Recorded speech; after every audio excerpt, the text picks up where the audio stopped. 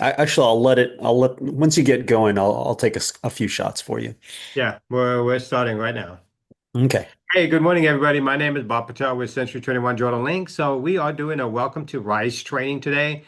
One of the things we've been working on in our broker just to keep going over and over and over the importance of Moxiworks Rise and how much of a difference it is from Moxie Engage. So this is not a Century 21 approved training. This is just something that we do at our brokerage. So if you do have any questions as we're going along, please put them in the chat. And Mitch Masanami, who is helping me co-host, he'll interrupt me in between if needed and to answer some questions, but we'll also unmute at the end if you have any questions. The biggest thing that I want you guys to take is that whatever you see on my account is exactly what you see in your account. So, because I'm not part of the early beta testing team, I wish I was, because I could tell you a lot more that's available. But ideally, those of you that have the preview version of Rise, what you'll see on my screen is basically what you'll see on my screen. So let's just get started while we're here. And give me 1 second and open up.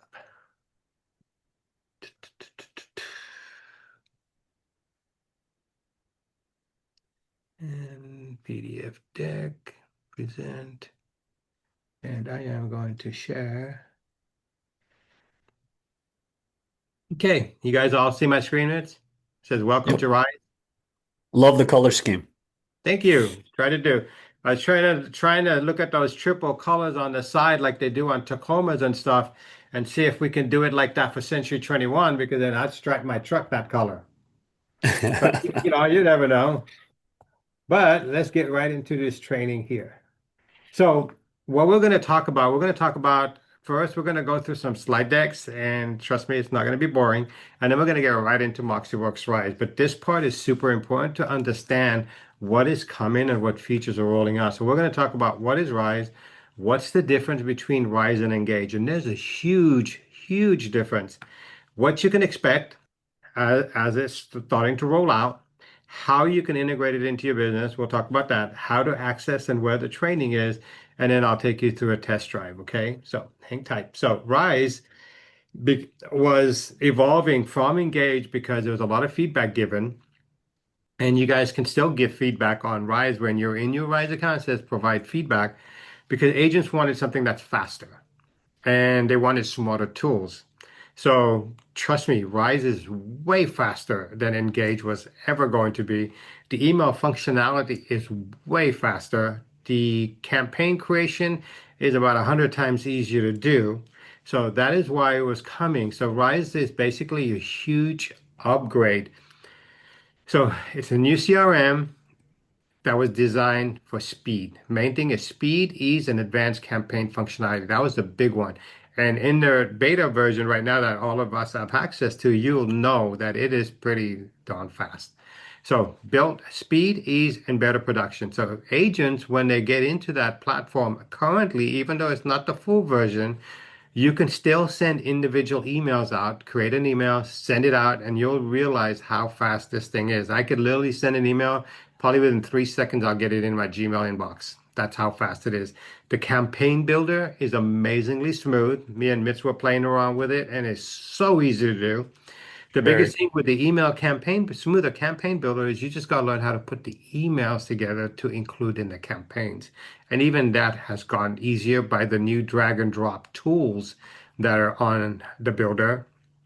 And then you get clear reporting and insight, which is actually really cool because whenever you send out a campaign, you get notifications that says, hey, check out who's been the activities on this campaign, and you can see the data. It's amazing the amount of information you can see. And we will cover all of that for you. So when is this change happening? Well, currently it is already happening, as most of you know. If you go into your Moxie account, and of course they'll say present my website engage or engage my website, and there's another tab that says Rise. That is where you can go in currently to check it out, to learn about it, learn how to create emails. Currently, the practice is to do your contacts and everything, put them in to Engage, and they'll sync over into Rise because Engage, you have actually groups at the moment that if you manage your database, you would have cleaned up your database in Engage. You want to make sure that every contact has an email name, first and last. Make sure that there's a proper address, especially city zip codes, because the new Market Insight is based on zip code at the moment. So you want to make sure that's available, and then also city, at least the minimum. Then you want to make sure you have a full phone number. And of course, the main thing is you got to make sure that you have an email for everybody that works. For those of you that are going through right now, getting ready, I would suggest going through that database for prospecting at the same time and make sure you have all that information updated. And if you have any birthdays, houseversaries, anniversaries, load them into Engage, or this way you have them so everything will sync over. The final sunset for Legacy is still to be announced. They haven't decided because the full version of Rise hasn't rolled out. So users will be currently, like it says here, this may be a few months out, but you'll be able to switch between the two right now. So I can go into my Rise account, I can go into my Engage account, and I can go back and forth, which is actually nice because I can make sure that everything's syncing while I'm learning Rise. I can manage everything through Engage. Okay, so remember that it is coming, not sure on the exact date. Now, the main thing, what's new in Rise is that now, like I said, it's faster, more powerful platform. And absolutely, Mitch can attest, we've been in it. It is super powerful. Your marketing automation is going to go to the next level, and I'm going to show you how it's going to work. Even though we don't have all the features, I'm going to explain when it rolls out, what you will be able to do. The dynamic marketing insight is huge because it'll give you listed versus sold, actives versus pending data, um, per, at the moment per zip code that you can send to clients, which is updated at the time you send the email. So if I created an email to go out tomorrow at 10, when that email goes out, and if I put in the charts for market data, it'll update that chart at the time the email goes out, which is pretty powerful. So I can create the emails now, schedule it to go out a week from now, and the data will be current as the day it goes out a week from now, which is pretty powerful. Better reporting, that means you got better lead follow-up because you'll know exactly what's happening to your lead. You'll know who's engaging, who's not engaging, who's checked out, who hasn't checked out. A lot more on the marketing tools, and we'll cover that. Brand new dashboard, new workflow and tasks. This is one of the features that Mitz likes a lot. The task features, hands down. And then we're going to cover new smart groups and tags. Um, and the main thing I want everybody to understand is this is not hard to learn. I think the hardest part for anybody will be, how do I put an email together? If you can master putting an email together, knowing all the different options on creating an email, Rise is 80% of Rises you've already covered, and putting a campaign together will be a breeze, and everything else will be a breeze. It's just those emails. Okay. So if we look at this differentiator right here, the big difference, if you notice, it says improve campaign and contact reporting, which Engage didn't have. So you can see on the right-hand side how it goes all the way down. We're going to get an improved drag and drop editor, improved sending engine, improved bounce and compliant handling, improved campaign builder. That's all your campaigns that you want to create. Improved neighborhood news, which will be basically now called market insights. Admin level dynamic send on behalf of agent. That one hasn't rolled out yet. So basically, if I'm not mistaken, because I believe it has features of active pipe in it, what'll happen is as an admin, I can create a campaign and says, I want to send this campaign to everybody, every agent in my brokerage that has tagged their lead with a specific tag, basically a group. So let's say I have a tag called SOI, Sphere of Influence. So all my leads, I've added a tag, and I'll show you where that is and how to do it. If I'm not mistaken, then as an admin for my brokerage, I can create a campaign that says I want this to go to everybody in the brokerage that has a lead that's tagged SOI. That campaign will go out on behalf of you from the brokerage. So when the consumer gets those campaign emails, it'll have the agent's contact information, not the brokerage. What it'll allow us to do is allow the brokerage to set up and create campaigns on behalf of the agents and send them out.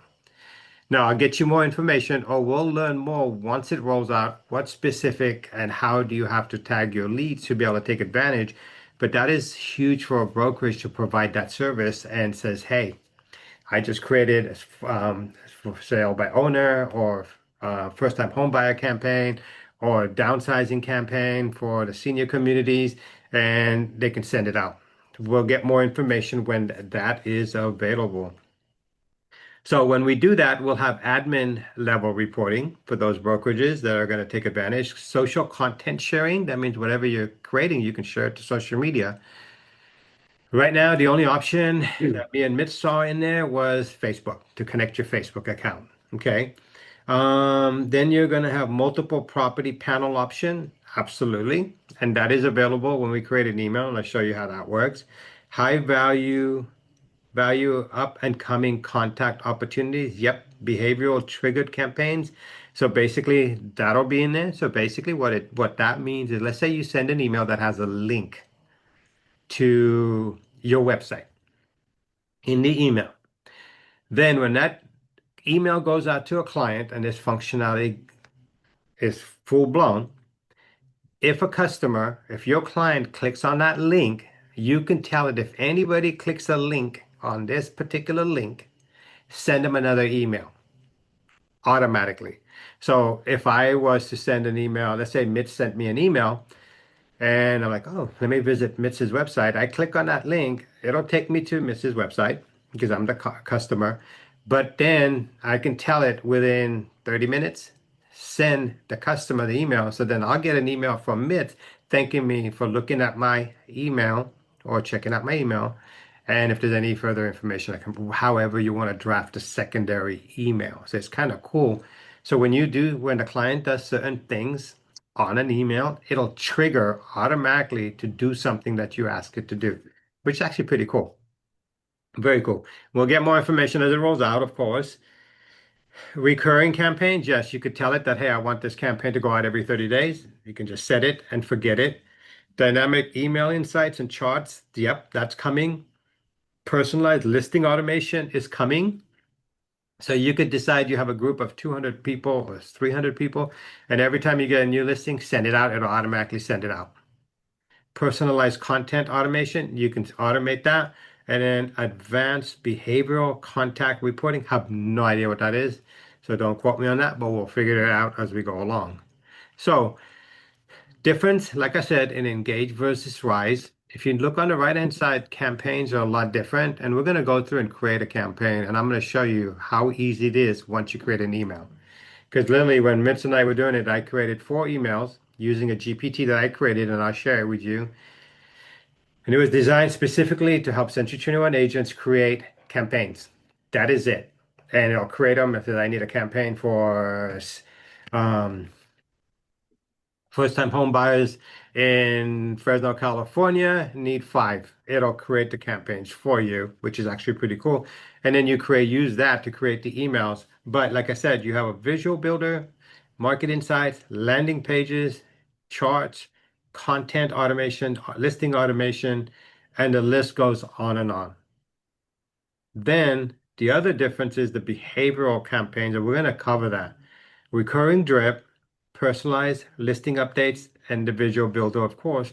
Now, this is how you can see how your campaigns are going, and we're going to get all into that. I know this is a lot of information, but when you get to the live, it's not that much. I just want you to understand that whatever you have right now, there's more coming. So with my agents, I tell them, I said, look, you got to learn what's in Rise at the moment so you're 100% comfortable with it. So as new features come out, it's not overwhelming. You just like, oh, okay, there's a new feature. Great, let me check it out. I already know how to do everything else. Okay. Then brand provided email templates will only be uploaded into the new Rise platform after the switch to Rise. So they will be branded email templates. So currently, if you're going to send out a campaign, you got to do it through Engage. So Engage is still there. So if you need to do the new holiday campaign for 2026, set it up through Engage, send it. You could see the reporting in Rise, but you can't send it through Rise yet. Those campaigns have to be rebuilt because remember, it's a brand new platform. So whatever campaigns are currently in Engage, they have to rebuild them in Rise. You can't just import and export like we do contacts. So if you got campaigns that you want to set your clients on, set them up in Engage, update your contacts in Engage, update the information on Engage, and just let it sync over to Rise. Okay. So like I said, users will need to build new campaigns in Rise and then end them in Engage. So that's how it's going to work. Okay. So this chart right here, if you notice, on the right, that is how the new neighborhood news is going to switch to market insight. It'll say market insights in, and then the zip code that you set the customer, and they're going to be able to see listed versus sold chart, they with the data, and then the medium list price, medium sold price. That's how it's going to create the data. I just haven't been able to get mine to launch, but I'll show you what the screen will look like. But it's actually me and Mitch got it loaded once, I think, and it looked pretty way better than the other one, but it's coming. One of the things talking to Jimmy McNally, what he said is they did a thing with Moxiworks and they said that the number one link that consumers clicked on was the neighborhood news. That means consumers wanted to know what the market data was. So imagine once this rolls out, I'd be promoting this thing all over the web because they have to put in that data to get that market stats. Now they're in my contacts, but this is the information that it was the number one thing that consumers looked for was the neighborhood news, just to know how the market's going. Okay, neighborhood news, like I said, it'll be referred to as market insights. Those that currently receive neighborhood news will be automatically added to a smart group and it will flow into Rise and it will cover smart groups. And if you set up market insights report in Rise, all existing neighborhood news campaigns will stop. So there will not be an option to turn them back on in Legacy Engage. So it's better to wait to start trying to send campaigns in Rise if it's available because it's rolling out in phases. I would keep everything engaged, just set it all up, make sure your contacts are good. Go into Rise to learn how to put emails together and learn how to put campaigns together, and then send them to yourself so you're ready to go. Okay. We've talked about market insights. So at the moment, when Market Insights comes out, it says that as far as we know, custom areas will not be available. That's why it's important to have the zip code. Okay, so make sure that every contact you have, at least you have the zip code information to set this up. And then we are going to keep going forward. Okay, so let's go into my So, those of you that may not know how to get into Moxiworks Rise, maybe you're new, there's two ways to do it. You have to be logged into 21online.com. If you are logged in, then you can actually go through the menu on the far right-hand side, the hamburger menu that most people call it, and then go down to Productivity Hub and then work your way down to the M's for Moxie Engage to present all of those, and all of those will take you back to the same landing page, which will be basically your roster. Or you can go to, it's taking a while to load, mymoxie.century21.com. If you go to that link, mymoxie, mymoxi.century21.com, and if it knows that you're signed in to 21 Online, it'll automatically take you here. And that's the easiest way I get into it. I just put in my Moxie.Century 21. If I had it logged out at 21 Online, it'll bring me right here. And then if you notice right next to Impress, it says Rise. Right here. So Rise, I have it open. No. Well, let's go into Rise. So the dashboard had changed to this. Every time we go in here, there's something new. So it's like, hey, what's going on here? So this is gonna still be expanding, but I need you to see what it is. You have your calendar. You can see all your tasks at a point. So if you have any task, and we're gonna cover all of these, so don't worry, you'll be able to see it there. You'll be able to see if you have anything scheduled, like a campaign, or if you have any campaigns that are actually scheduled, you can hit view, and here's all your scheduled campaigns. So you can see everything in a nutshell. And if you notice, it loads very fast. This button right here hasn't loaded yet, and it's also somewhere in here is going to have an AI feature. But Yep. this opportunities, I believe it's going to let you know which leads you need to focus on. Okay, I'm not sure exactly what it is, but we'll get to it. The most engaged contacts tells you, hey, Maria, out of all your contacts, is the most engaged. Interaction rate is 100%.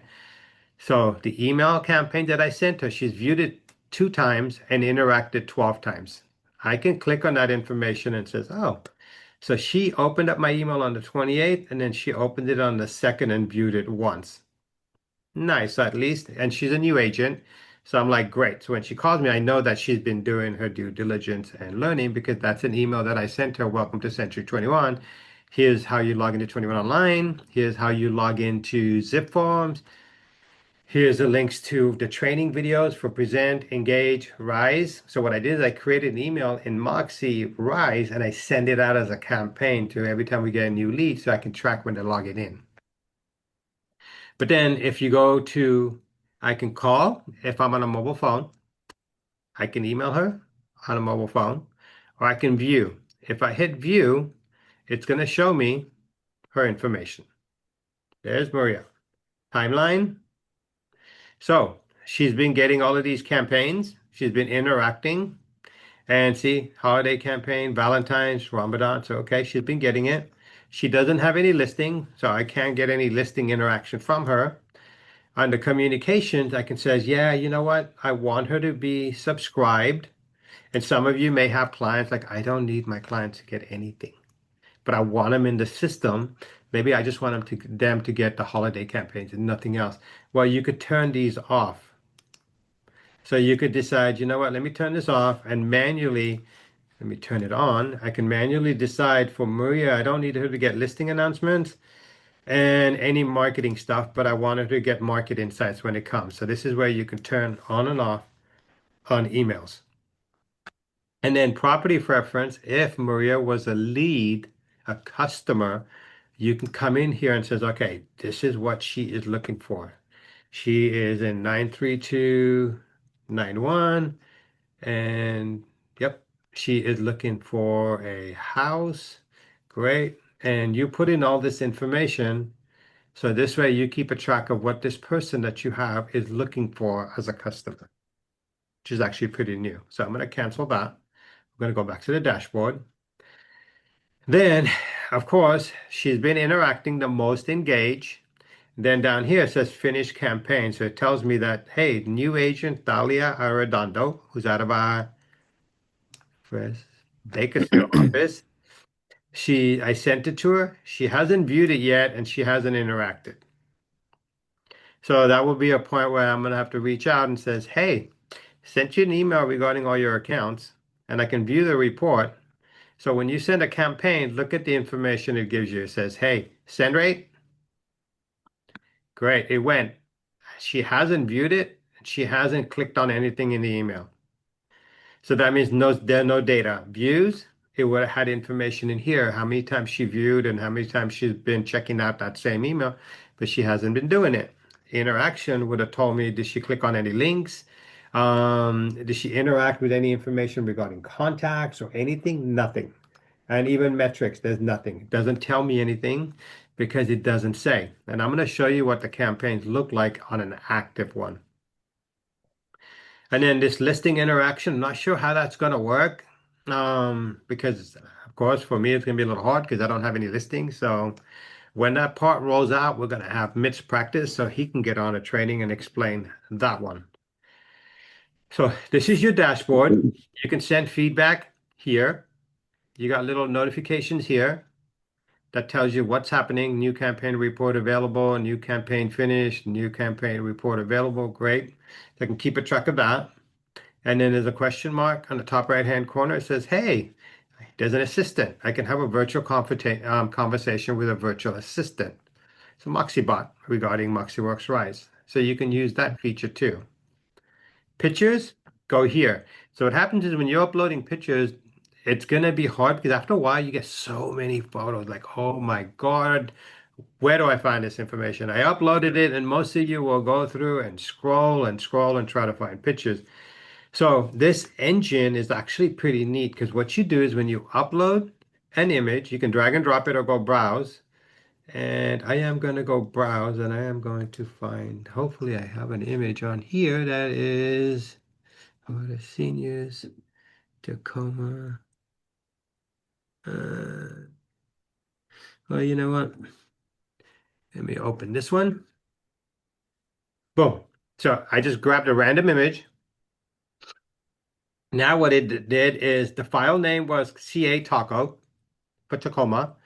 And if you notice, it said, hey, it's a blue Toyota truck with white stripes and is parked in parking lot. The AI did this. I didn't. It read the image, gave me a nice description for Google. Great. Then it added tags automatically because it analyzed the photo. It says, okay, that's a car. It's a coupe. You're like, well, it's not a coupe. You're pretty close. It's actually not a truck. It's not a sports car, but I can manually go in and says Toyota. I could put in Tacoma because maybe I want to create tags for that. And it could be tags for a city. So I Mitch don't may know if you want noticed or not, Bob, but it's got the Autobots logo on the license plate too, which is cool. oh God, only you would interrupt over the Autobots. So what happens is these tags are going to come in super important. So let's say Mitch is uploading images for Fresno and it's part of Chuck Chansey Park. So he's going to put in there Chuck Chansey Park. If it's and then also this is a of course got a truck, pickup truck, bumper, wheels, Toyota Tacoma Transportation. It's a vehicle. So these are only tags I want to use.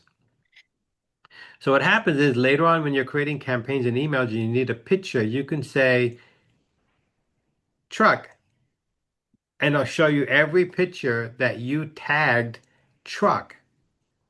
So every picture you tagged backyard or luxury home, you tag, it'll help you filter all the pictures you have so you don't have to scroll. So just like we save and come in here, I can come in here and say park. It'll show me every picture that I tagged park. Hopefully that makes sense because what's going to happen is after a while, like, perfect, I found the images that I want, bam. And I didn't have to go through scrolling because I was smart enough when I uploaded the image, took the time to tag it based on the relevant content of the image. So if I look at this picture here, it says edit file name, bum, bum, bum, stunning. I can add a description. This one doesn't have it. This one does. See? That's the file. Display name, view, tree, fir, nature, outdoor, wilderness, scenery, woodland, park, sequoia. This basically describes this image in little tag words. So anytime I put in park or wood or woodland or sequoia, that image will show up. Especially handy when you have, after a while, you start using this and you're scrolling down through pictures and pictures, you can find them easy. So remember, whenever you upload pictures, tag it just like this one. I didn't tag anything, but I can go to this one and see tree, grass, nature, outdoor, park, summer, scenery, sky, vegetation, bench, lake, sunset. So if you were doing an email campaign that you needed a picture of a lake, just put in lake, it'll go through and try to find any images. Oh no, of course, now you're going to be a little slow today. It's Park. usually really quick though. It is, but sometimes like some of the images are not loading. So see, it's having a problem. So maybe there's something going on at this time, but we'll skip that for now. So dashboard, images, emails, campaigns, contacts, and we're going to come back to email. So if you go to contacts here,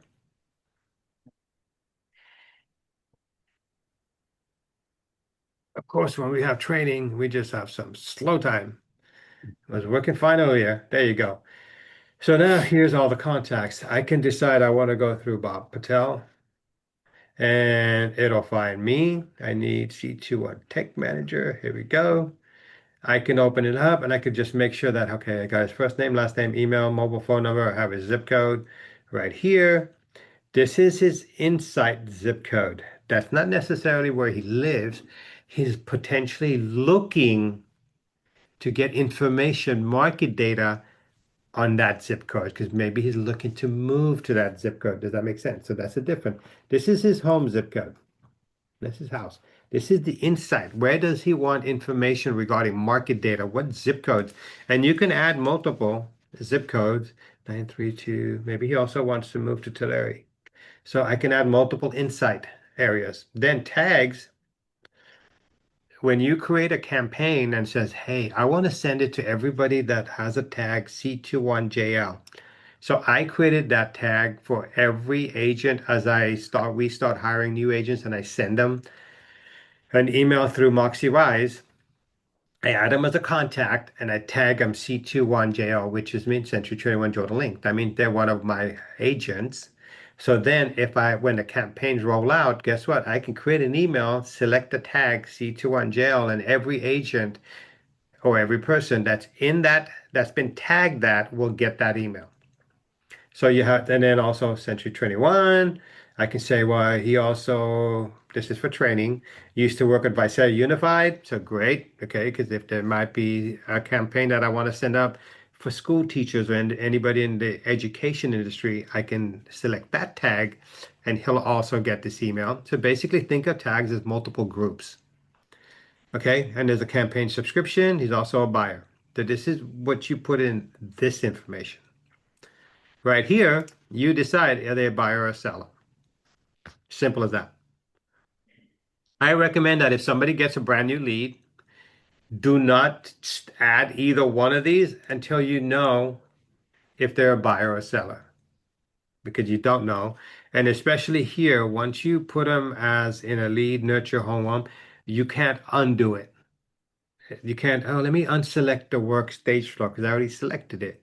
That's the part kind of weird that why you can't do that. And I'll explain to you where this comes in important. So on the lead, you have this. Remember, we were talking about the timelines, how they're interacting. If there's any communications going out, it'll show in here. And if you want any, and what kind of property preference does this person have? And this one I created two. You can create a new one and create a third property preference in here. I'm not sure how it's going to all flow, but I just wanted you to see that it's just the basic of, at the moment, me telling all my agents at my brokerage and all of you, get your contacts updated before this thing goes full blown. Make sure you have all the information, their contact information, their names, address, phone numbers. Do it in Engage and it'll sync everything over. Now, the other part, you looked at classification buyer is this section here. It's called workflow. This is a new part that Mitch was super happy about because what it says is, hey, this is my lead flow. So once you get a lead or you get a lead and you know they're an actual lead, they would show up in here because you're gonna mark them lead because until then there's no classification. It could be a lender that feeds through your portal. Once you put them in here, me, if I was a realtor, I would not keep somebody in lead forever. Sooner or later, I got to figure out, hey, when are you ready to buy? Are you ready in the nurture state, which is about a year out? Warm stage, which is about 6 months out? Are you hot months out, which is 3 months out? Which one are you? Because if you're neither one of those, I need to delete this lead out or don't even mark him as a lead. Okay. The cool thing is, let's say you have this lead in here and I can decide, well, they decided they want to go to nurture mode because they're going to be ready in about, hey, Bob, I'm going to be ready probably sometime at the end of the year. I'm like, okay, well, no problem. You move them to nurture. If you know they're going to be about 6 months out, you move them in here. If you think all of a sudden this is, hey, we're ready to buy, I know kids are going to get out of school in May, we're ready to move, you move them to hot. The cool thing is when you move them, if I open this person, you're not opening this person. Oh, opening this person. Okay, we'll skip that one. Let's say Bob Patel is warm now. He was in contract, but let's just pretend he's warm. I can open him Wow. I didn't know that. They did an update. You can't open them unless they're in. Yeah, Oh, there they are. It was taking a while. It was waiting for it to recognize that I moved them before it lets me click on them.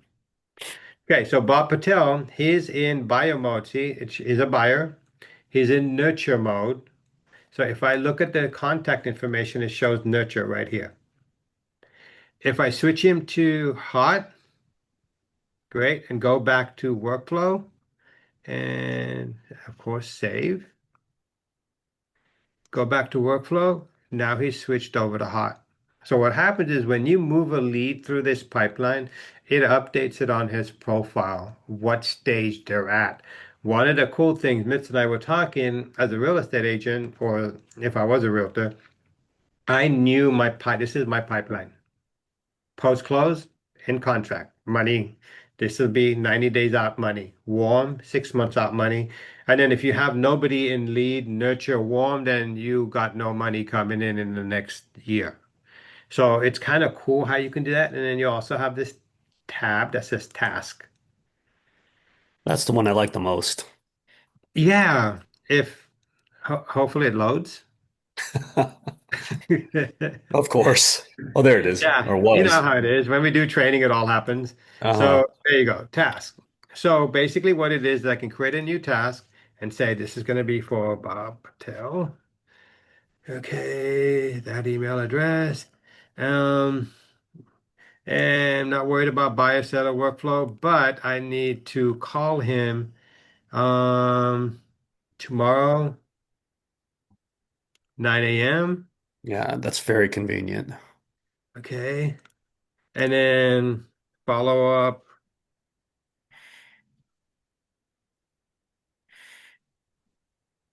Let's say follow up on sell date. I don't know. I'm just making stuff up. And then I can save this task.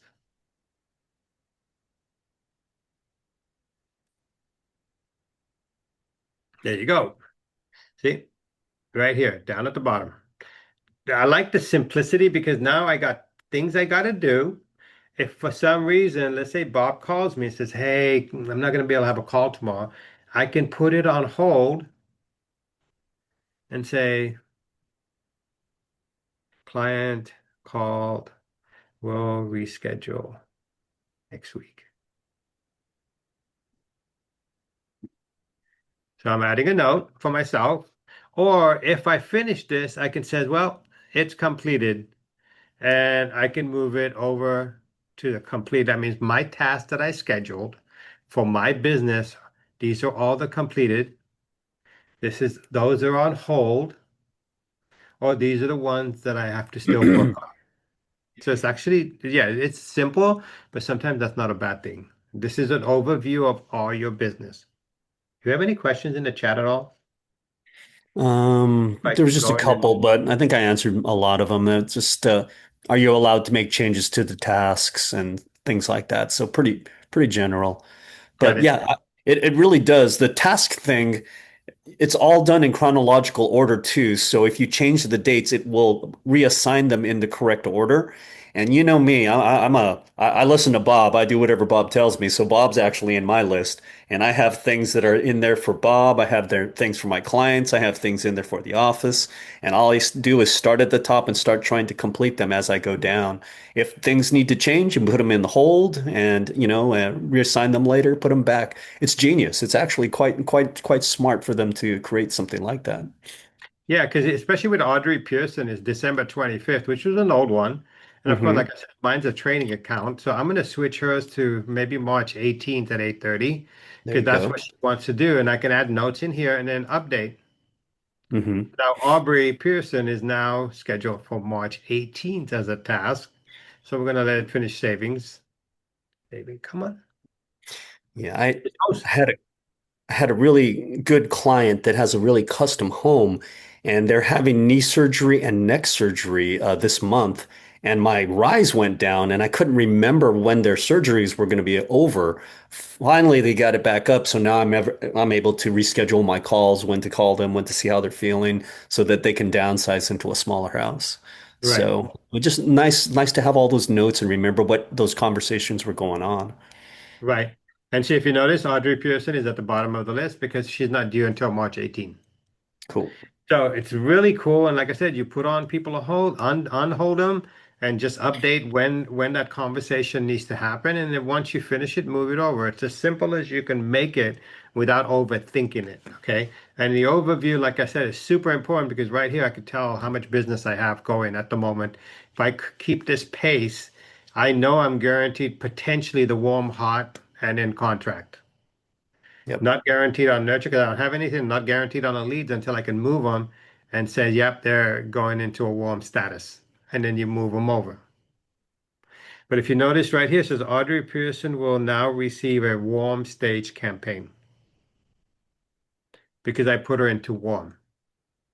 So those are what they call smart campaigns. There's more information coming. So basically what smart campaigns is like, hey, I'm going to create a campaign for leads, everybody that's a lead. So when you put them in the stage for lead, they automatically get set up on a lead campaign. Okay, bear with me, and I'll get more information as it rolls out. So what happens is, since I moved Aubrey to Pearson here, or let's say I moved Bob Patel over, and he's a warm person now, then that means this Aubrey is going to be now on a warm campaign. See, Bob Patel now will receive warm stage campaign. The other campaign will cancel.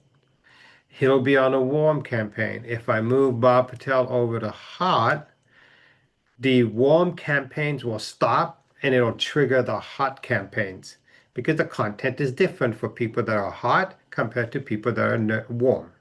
Two different campaigns. So smart campaigns are coming. Um, I don't have more information, but imagine once you can set up smart campaigns, as you move your leads through this workflow, the campaigns switch automatically. So the content is relevant to the stage they're on before they close. Make sense?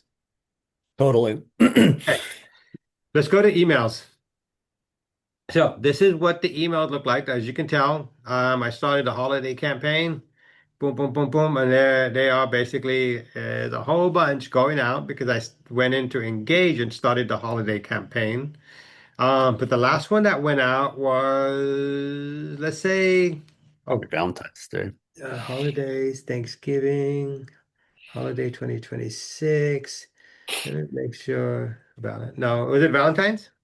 It should have been Valentine's Day, I think, or President's Day. Let's try Valentine's Day, 6 days ago, because that's a holiday campaign. I'm gonna open it. Oh, that's the email. Never mind. So these are the emails that went. I'm gonna go to campaigns real quick. Let me backtrack. Holiday campaigns is right here. 6 days ago, I'm gonna open it. We are looking at New Year's, Martin Luther King, Valentine's. See, there's a preview email. But what happens is any campaigns that you send out, one, I need to find one that's finished. Finished, Tony.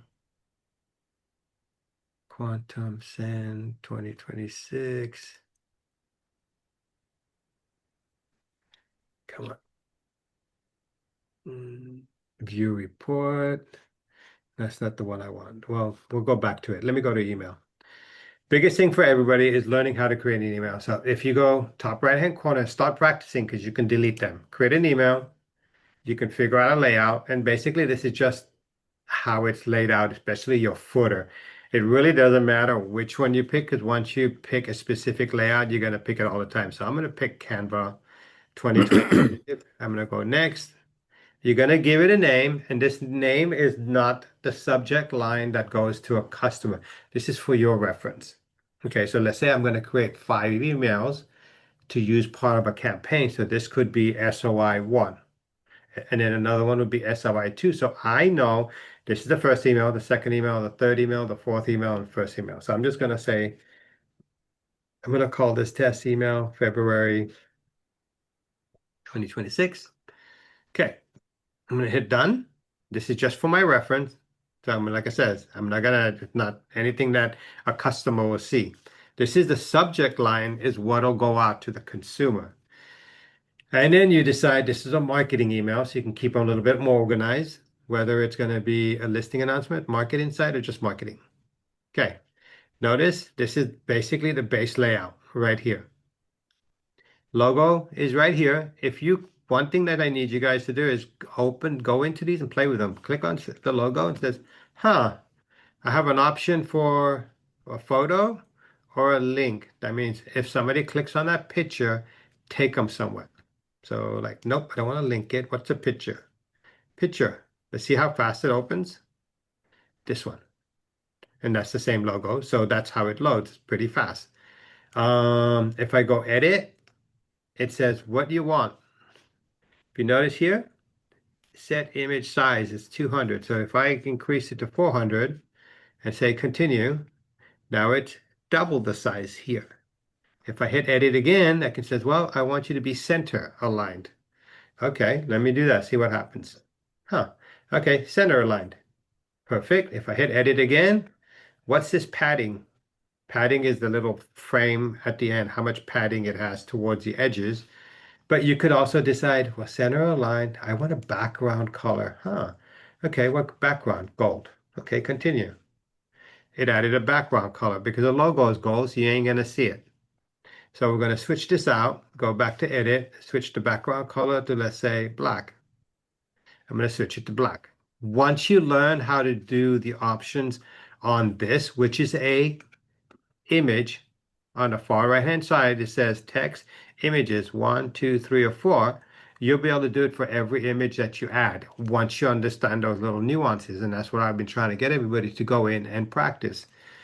So this is actually a one image box. I can drag it here and says, huh, I need to add another image. Camera, this logo, see, it's there. Or I can decide, click on it, hit the 3 arrows and hit delete. Or you may say, I want two pictures. You drag it where you want it. I want it here. It says, okay, what do you want? Well, I need a picture and I need this one and I need, come on, and this one. Have you guys noticed how fast this thing loads? Very Super fast. fast. So now I just added two pictures because maybe I'm creating a custom email. Okay, so I'm going to delete this just to show you what the other things can do. So that is pictures, 2 column, 3 column, 4 column. The heading is the main heading that you have. Then a column, one column is this text box right here. It's actually one column. You could decide I want to drag 2 columns below because I want to put verbiage here and I want to put verbiage here. Same thing. You can bold it, italics, whatever you want to do. But we're going to stay on this one. The important part of this one is if you create one email, let's say that you want to introduce yourself to brand new contacts, you don't have to keep creating the email. Reason why, because every customer is different, of course, is if you learn about placeholders, it'll automatically fill in your client's information wherever you tell it. So right here it says dear first name. If you notice that's blue, that will automatically under contact fill in the contact's first name. If I say first name, space, last name, it'll automatically fill in anytime you send this email as a campaign, it'll autofill the client's first and last name. Let's say somewhere in here it says this is the first column panel where you enter blah blah blah. It's not going to make sense, but somewhere in this email you wanted to verify your contact number. I can put placeholder cell phone. It'll automatically drop the customer's cell phone because you're asking it to fill this data. You can ask it to, hey, I want to make sure that you are still looking to buy a home in city. Street address, want to verify you're still living at 27585. You can put street address, city, state, zip. It'll automatically fill it as long as it's pertinent and filled out on the contact detail. It'll automatically fill it. So imagine you not having to create emails over and over and over. You create placeholders. Okay. These placeholders are so important. Then down here, user is you, your first name. So it could be my name is, I'm going to go here. My name is, and I am going to go to myself, Bob space Patel with user me. Title. Nope. But you go down to office name, brokerage. Boom. It'll put the broker. See, so placeholders in blue are the customer, the contact. It'll autofill. The pinkish color is my information. It'll autofill. So if I check, okay, and then this odd color, greenish color, light green, is the brokerage name. So now when I send this email to everybody, it'll automatically put my first name, last name, and my brokerage name. Automatically put in the customer cell phone number here because I'm creating this email how I want it, and I'm going to fill it in and just want to make sure, blah, blah, blah, whatever you're doing. Okay, same thing here. It's going to fill in all my information, and the same thing here, brokerage and stuff automatically. Really important that you learn placeholders. You could also create links like here, see, just to remember it's in blue. So you can say wanted to verify, blah, blah, blah, and then you wanted to, let's say you wanted a link text panel. I'm just making this up for training. And maybe this actually says Facebook. Okay. So I can highlight it and say link it to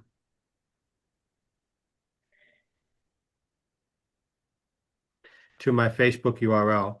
That button will turn gold. Now, when a customer clicks on it, it'll take them to my Facebook account or whatever website. Hey, if you need more information regarding the city of Visalia, highlight city of Visalia, put a link to the city of Visalia because you're providing a resource. So it's pretty cool what you can do in here. Now you don't even have to rewrite these emails. Okay. So text, images, these are text and images. These are a little bit different. I can drag this here, and now I want to put a picture here, and it's not going to be me. And you're thinking again. Let's say we are doing this one, and I can create content here. Right here. In here, the same thing. I can create placeholders regarding what am I trying to say, and is there a specific placeholder word that's relevant to my customer? I can put it in here, choosing whatever you want to do to create it and make it customizable. Then, if you go here, properties. This is actually pretty cool. You can decide I want to feature a property because maybe Myths just got a listing. I can put it here. Boom, it's going to show similar to this. The button is on the bottom right-hand corner, this little blue house. Click it, and then it says, okay, I could either search or I can go through listing type, property type, current, or zoning type. So now this is showing me properties, 1,300 plus 30 properties, 1,300. So it's probably, I wouldn't be surprised if it's everything in the MLS. I'm not sure how that works, but I want to promote this one. So now when I click in, look, there it is. I got all that property information. Now, don't ask me about compliance and giving credit to the agent, etc. Not sure how that's going to work at the moment. I just want you to see what's available. Okay. We'll cover that when the thing gets ready to go full blown. So that is this feature button. But if you notice, it just loaded really fast. I can click it. I can decide, delete it. I can decide I want to do a grid. I want to showcase 4 properties. Okay. Drag the grid, because it's a custom email for a particular client. You want to impress them. See, 4 grid. Each one, you click on the house and you start finding a property. So let's go with this one. This one I'm going to click on, and I need another one, which will be, let's say, Porterville. That's pretty much what the clients are looking for. So I got 2. I'm going to go to 3. So bear with me real quick. Let's go this one in Visalia. And the fourth one, we'll use this one. So now look, you guys got to understand how freaking fast this thing is. Yeah, It's that's pretty cool. unbelievable. Now I just got four pictures. I already got this that I have created that is very custom created. I don't ever have to rewrite it. Let's say you put a whole email together for a new contact. You've already put, hey, my name is this, and this is I service Tulare County, blah, blah, blah. You create all the placeholders for contacts here.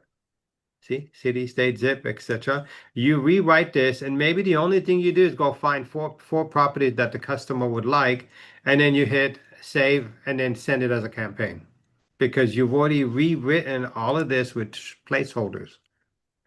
So this is what the grid does. The list view is a little bit different. And once I come in and delete, I can go to list view here and do it in this view. Same thing. I'm going to hit the little house. And I'm only going to do one for this training and pick this one.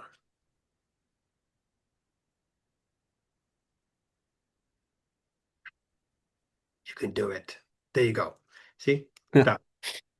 Now I go through and pick four because I've already done this work ahead of time and I don't need to change anything down here. So this is what properties will do for you when you create custom emails. At any given time, you can say, you know what? I also want to put my logo down here again. Okay, well, drag your logo. There it is in the middle. Of course, it's left aligned. Just edit it. Said, you know what? I want you to be centered. Make you about 350. And of course, you'll learn how big to make it because once you've done it a couple times, you're like, great. Or you decide, let me click, let me delete, let me go to a line and add a line. There's a line. I can edit the line and says, what is the line color? Well, I want it to be the Century 21 color. Okay, sounds good. Continue.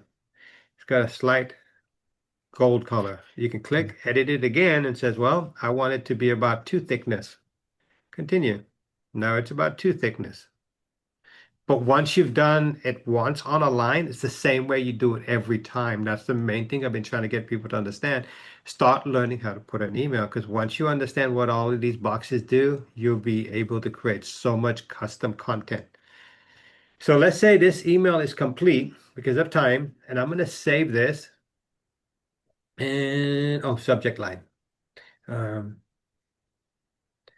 Test email February because I'm going to delete it anyway. So this is a subject line that a consumer will say. So let's say I save it.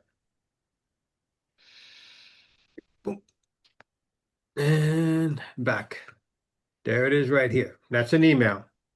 So at any given time when you got a new lead, go in and update the pictures, excuse me, update the properties and send it out. So if I wanted to send this, I would go to campaign, new, custom, because it is a custom. It's not none of these holiday ones or anything. Next says, hey, what do you want to do?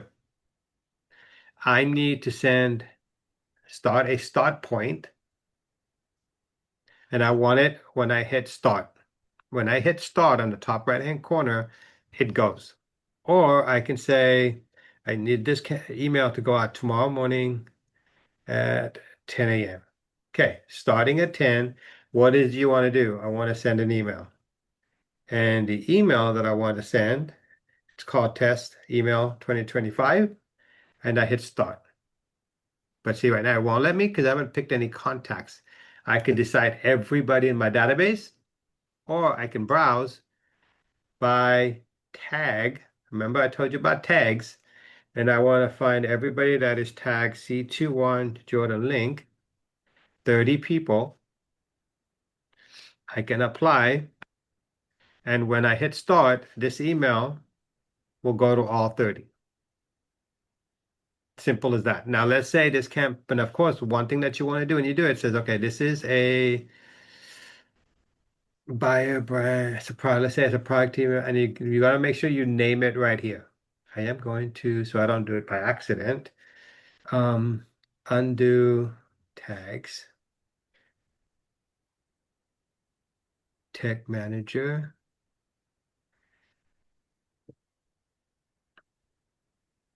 Come on. Don't be slow today. Oh, contacts. Never mind. That should help.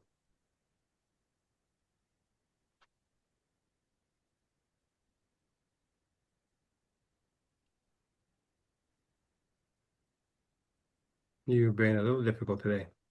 Just Okay. thinking. I know.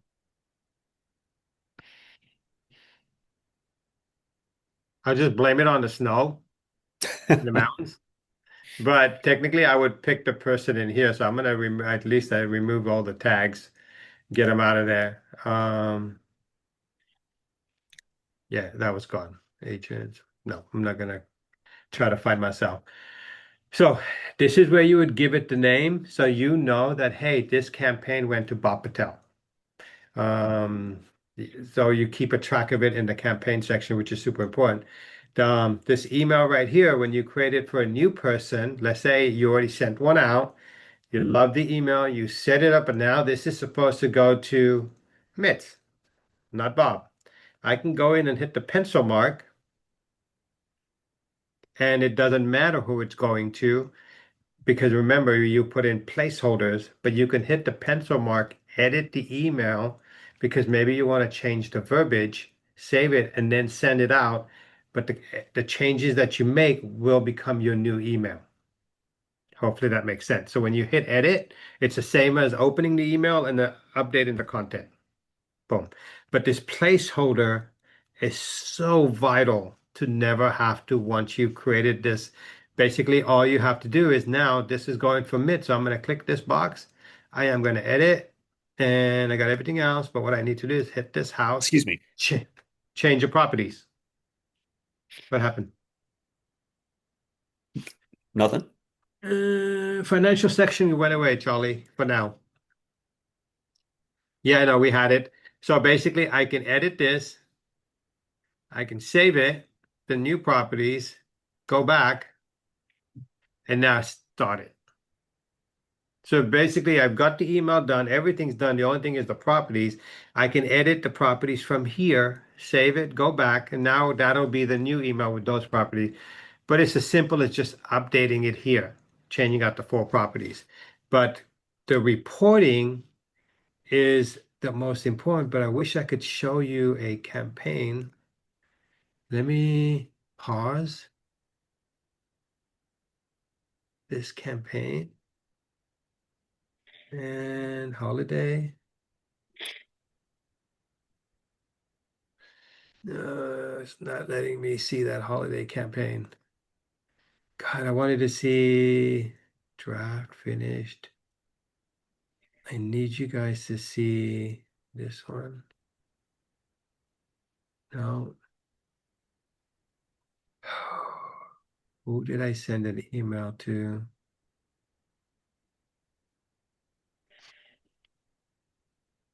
To see campaign information. Oh, right here. Right here. So once a campaign's finished, if you go back to campaign, you'll see this little option, view report. So it'll tell me, hey, this winter holiday Christmas that went out, 100%. It was gone to two people. Great, that's fine. Viewed, how many times it was viewed. Then if I go to views, it says, hey, there were three total views, two unique views. Okay, that was me playing around with this, telling me how many times each person you sent it to viewed it. The interactions will tell you how many interactions you had, if there was any links that were clicked on, and any contacts who interacted. And then the metrics tells me on here that all of this email was 100% viewed on a desktop. That's so cool. If they had opened up the emails on a mobile, it'll tell you the percentage of people that opened it on a mobile and on other devices. And of course, it was sent on this date. There was no one subscribed and no emails that bounced. But there's a lot more coming, but we will wrap it up so I don't take everybody's time. So is there any other questions? Barbara asked a question about it. It's the question about having to put in your email addresses and stuff like that in the email. But those are the placeholders that are in there, Barbara. I couldn't remember the color. I think the agent color is pink, right? Bob? For the campaigns? No, for the email. You know where you're making the placeholders and everything? Yes, so Uh, let me show you real quick. Hold on. yeah, Barbara. Um, so this email. Barb. Excuse me. Yeah, I was gonna text you back, but I couldn't remember which color it was. I think it's pink or Well, red. it's not necessarily the color. You just got to hit placeholder and it says Hmm. contact. Yeah. Um, come on. Now we're having a little difficulty. So Everybody basically, when must. you hit the drop down bar, it'll say contact. All of those is for your contact, your particular, any contact that has an email and you put in a placeholder, it'll fill in their email address. Any contact. So if it's 100 people you send it to, it'll every time it sends it, it'll automatically fill in that field with that particular person's info. And then it's there you go. In here, so contact. They're all going to be the bluish color, but that's what you have to focus. Then company, if they belong to a company, this is for the client, the customer, your lead. If they, hey, just want to make sure you're still working at, and you drop company, just say, are you still at Vice Unified? It'll fill in if you put in their company information under contacts. If you in Engage, eventually when everything syncs, hey, want to double check that your house anniversary is coming up next week. It'll put in the date, the birthday. It'll put in the date. Hey, Mitch, just want to wish you a happy birthday. I know it's coming up on boom, and Mhm. then the date will fill. Even though you sent the email in now and my birthday's in April, like, huh, Mitch, I kind of remembered my birthday's coming up in May. Not a bad thing. So all of this has to do with the lead. User is you. Username, email, reply, phone number, license number, your website, your city, state, region, Twitter, your Twitter account, your LinkedIn account, your Pinterest account, your Instagram, your YouTube. Just in case somewhere in there says, hey, follow me on Facebook. You, boom, you fill it in. So that is all of that information. And then down at the bottom, this is brokerage information. So just look for user you, for the client, and contact for the client. That's all the customer, your contacts. User is you, office is your brokerage. Okay? Bob, Yes. real quick, good question. Are there, Sarah Morgan asked, are there going to be any more preloaded campaigns like why choose a C21 agent or luxury newsletters? They, from what I hear, they are coming. It's just the problem Hmm. is they can't import from Engage over. So what they Hmm. have to do is they're working on creating new campaigns. So as soon as Engage goes away, they will preload brand new campaigns into Rise, but they have to be created manually at the moment. They have to Okay. recreate them. So as far as I know, they're in the process of recreating all of those campaigns for Rise because the layout's 100% different, the format's 100% different. So it is coming. The main thing is you want to do is create your own, but I wanted to share something real quick. Um, Oh this yeah. link. Um, so this link right here, link that I put in the chat, is jordanlink.com/GPT. I started working on some custom GPTs as we're doing some training and of course talking to Mitch like, hey, I'm trying to do this and like, okay, well, let me build a GPT because I'm not going to build one just to build one. So this AI content optimizer, basically what it'll do is if you use this GPT and you have a bio or you have content on your Moxie website, copy and paste it in there and it'll rewrite it optimized for AI search engines. If you need to optimize your Google listing, use this one. We do a book reading. So those of you that have read the 10 Scrolls book, I'm not a book reader. It'll create content based on the 10 Scrolls. If That you need one's a really digital cool. media, you do it here.